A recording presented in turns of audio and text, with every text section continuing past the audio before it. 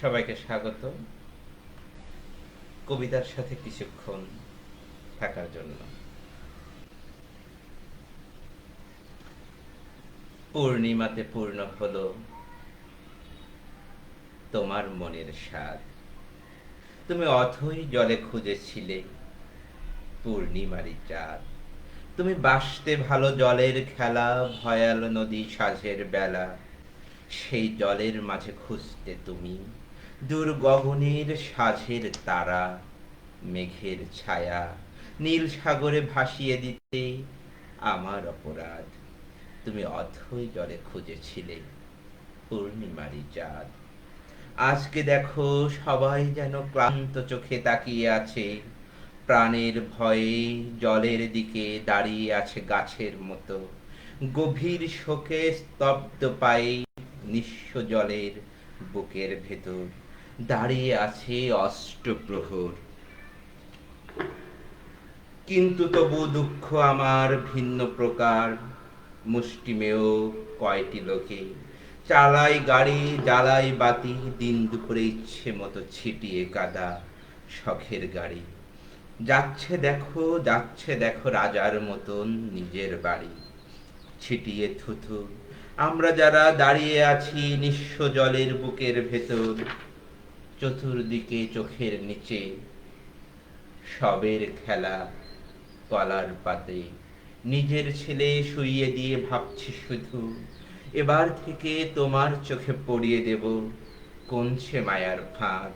তুমি অথই জলে খুঁজেছিলে পূর্ণিমারি চাঁদ। এরপর পাঠ করব কবি জয় গোস্বামী রচিত মেঘ বালিকার জন্য রূপকথা কবিতাটি। তো যদি এই লাইভে কেউ থাকেন তো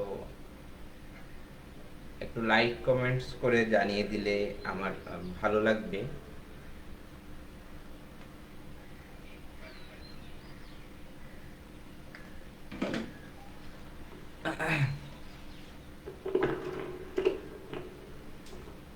হ্যালো।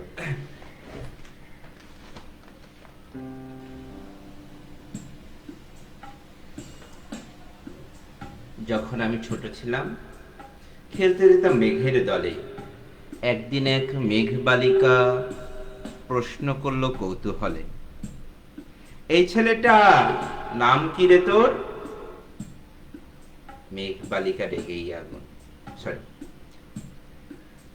আমি বললাম ফুসমন্তর। মেঘ বালিকা রেগেই আগুন, মিথ্যে কথা, নাম কি অমর হয় কখনো? আমি বললাম নিশ্চয়ই হয়, আগে আমার গল্প শোনো। সে বলল শুনবো না, যা, সেই তো রানী, সেই তো রাজা, সেই তো একই ঢাল তলোয়ার, সেই তো একই রাজার কুমার পক্ষীরাজে, শুনবো না, যা, ওসব বাজে। আমি বললেন তোমার জন্য নতুন করে লিখবো তবে। সে বলল সত্যি লিখবি?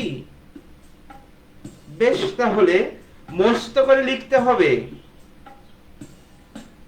মনে থাকবে কিন্তু, লিখে কিন্তু আমায় দিবি। আমি বললেন তোমার জন্য লিখতে পারি এক পৃথিবী।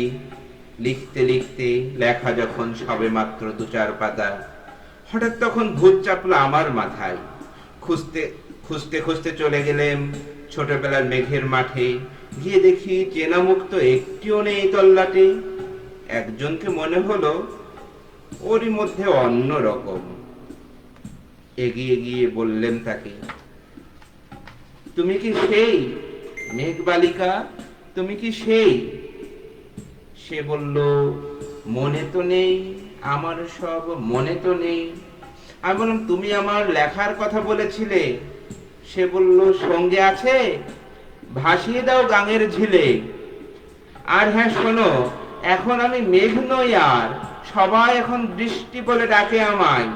বলেই হঠাৎ এক পশলায় চুল থেকে নখ আমায় পুরো ভিজিয়ে দিয়ে অন্য কোনো বৃষ্টি বাদল সঙ্গে নিয়ে মিলিয়ে গেল খরস্রোতায়, মিলিয়ে গেল দূরে কোথায়, দূরে দূরে। বৃষ্টি বলে ডাকে আমায়, বৃষ্টি বলে ডাকে আমায়, আপন মনে বলতে বলতে আমি কেবল বসেই রইলাম ভিজে একটা কাপড় জামায়। গাছের তলায় বসেই রইলাম, বৃষ্টি নাকি মেঘের জন্য। এমন সময় অন্য একটি বৃষ্টি আমায় চিনতে পেরে বলল, তাতে মন খারাপের কি হয়েছে? যাও, ফিরে যাও, লেখো আবার। এখন পুরো বর্ষা চলছে, তাই আমরা সবাই এখন নানান দেশে ভীষণ ব্যস্ত। তুমিও যাও, মন দাও গে তোমার কাজে। বর্ষা থেকে ফিরে আমরা নিজেই যাব তোমার কাছে। এক পৃথিবী লিখব বলে, এক পৃথিবী লিখব বলে ঘর ছেড়ে সেই বেরিয়ে এলাম। ঘর ছেড়ে আর ঘর বাঁধলাম গহন বনে, সঙ্গী শুধু কাগজ কলম। একাই থাকবো, একাই দুটো ফুটিয়ে খাবো। দু এক মুঠো ধুলোবালি, যখন যারা আসবে মনে তাদের লিখবো, লিখেই যাব। এক পৃথিবীর 100 রকম স্বপ্ন দেখার সাধ্য থাকবে যেই রূপকথার, সেই রূপকথা আমার একার। ঘাড় গুড়ে যেদিন লিখতে লিখতে, ঘাড় গুজে রাত লিখতে লিখতে, মুছেছে দিন, মুছেছে রাত। যখন আমার লেখবার হাত আষাঢ় হলো, মনে পড়লো সাল কি তারিখ, বছর কি মাস, সে সব হিসেব আর ধরিনি। লেখার দিকে তাকিয়ে দেখি এক পৃথিবী লিখব বলে একটা খাতাও শেষ করিনি। সঙ্গে সঙ্গে ঝমঝমিয়ে বৃষ্টি এলো খাতার উপর, আজীবনের লেখার উপর। বৃষ্টি এলো এই অরণ্যে, বাইরে তখন গাছের নিচে নাচছে ময়ূর আনন্দিত। এ গাছ ও গাছ উড়ছে পাখি, বলছে পাখি এই অরণ্যে কবির জন্যে আমরা থাকি। বলছে ওরা কবির জন্যে আমরা কোথাও, আমরা কোথাও, আমরা কোথাও হার মানিনি। কবি তখন কুঠির থেকে থাকিয়ে আছে অনেক, তাকিয়ে আছে অনেক দূরে। বনের পরে, মাঠের পরে, নদীর পরে, সেই যেখানে সারা জীবন বৃষ্টি পড়ে, বৃষ্টি পড়ে সেই যেখানে কেউ যায়নি, কেউ যায় না কোনোদিনই। আজ সে কবি দেখতে পাচ্ছে সেই দেশে, সেই ঝর্ণা তলায় এদিক ওদিক ছুটে বেড়াই সোনায় মোড়া মেঘ হরিণী, কিশোর বেলার সেই হরিণী। শুনলেন কবি জয় গোস্বামী রচিত মেঘ বালিকার জন্য রূপকথা কবিতাটি।